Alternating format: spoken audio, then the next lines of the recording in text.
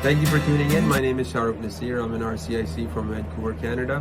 Today's video is to help those who want to come to Canada through the Business Immigration Program. As some of you may have watched my previous videos about the BC PNP program for business, there's also similar programs for PNP under the Ontario Immigration Nominee Program, the OINP, and also across various provinces across Canada, whether it's Manitoba, New Brunswick, Nova Scotia, etc. Now, for those who are not wanting to be obliged to these PNP programs and they want to have federal maneuverability in terms of they want to be able to move across Canada and be able to set up a business anywhere in Canada, the one that I recommend is the self-employed program, if they're eligible, or the startup visa program. Now, I have already made a video about the startup visa program. If you are not in the category that I'm speaking to on today, then you should watch that one and perhaps consider that program. This video is for those who are considering setting up a business in Canada under the arts and culture industry, and that would be then qualified as a self-employed program, which is a very good program. It's been around since 2002.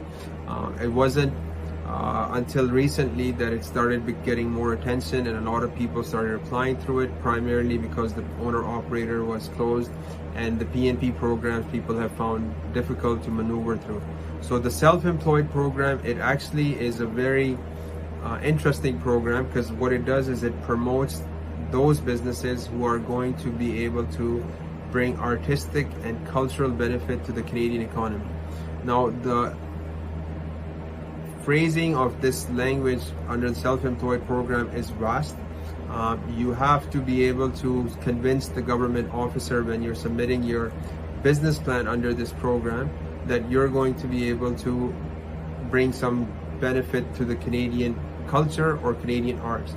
So in general, a lot of the occupations that are classified are under the classification of 5.1 and 5.2, which is your graphic designers, your audio, video broadcasting engineers, your singers, writers, authors, librarians. A lot of the occupations that are very artistic, you have your artisans, your craftspersons, also under the occupation codes 5.1 and 5.2. Now, it doesn't necessarily mean that if you fall out of this knock that you cannot apply under this program. The main intention of this program, once again, is to be able to provide a business in Canada which is going to help the arts and culture of the Canadian economy. A lot of athletes apply under this program, world-class athletes. I've seen a lot of world-class actors actually apply under this program as well and be able to successfully transition into this program and also attain permanent residency. The very important thing about this program, and a very good beneficial part about this program, is this is a permanent residency program. Unlike the PNP programs where you have to get a work permit and operate the business, the self-employed program gives you permanent residency if you are successful in this application, and when you land you have the ability to set up that business anywhere in Canada, which is advantageous to anybody who is wanting to come and set up a business in Canada.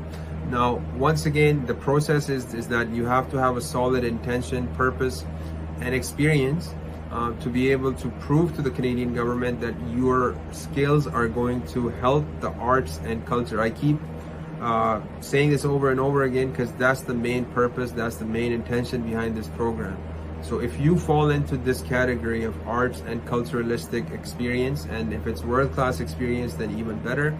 If you have your own business, that's obviously a beneficial factor as well. And if you are able to then brainstorm, or you can get our guidance in preparing a formal proposal to the government that my skills and my education and my expertise are going to help the Canadian economy, then you can have a solid case for this program, and then you can get permanent residency under this program. I really like this program. It's very out of the box, and it's extremely flexible in terms of how we can prepare the application. There is a minimum cutoff score, but that minimum cutoff score is 35 out of 100.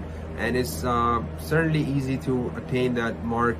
You can do your IELTS if you should do your IELTS if you're applying through this program, because you need to be able to run the business in Canada, and you need to also have work experience. But if you meet the combination of these along with education over bachelor's degree, then you generally, or bachelor's degree or more, or even a diploma sometimes is sufficient, of 1 year or 2 years, you can meet the criteria for the points and be able to then apply for the permanent residency.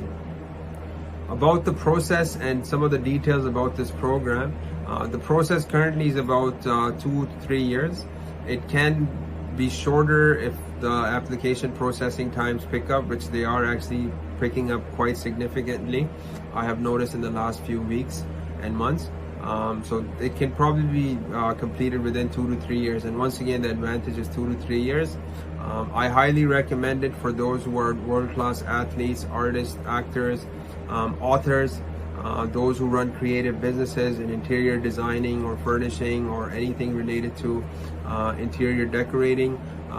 That would be an exceptional occupation and skills to bring to Canada. Those who own graphic studios at a large level, those who own broadcasting companies or are experienced in broadcasting and are able to set up a business in Canada for the purpose of broadcasting, that is also an exceptional skill that can be beneficial to the Canadian economy in terms of arts and culture.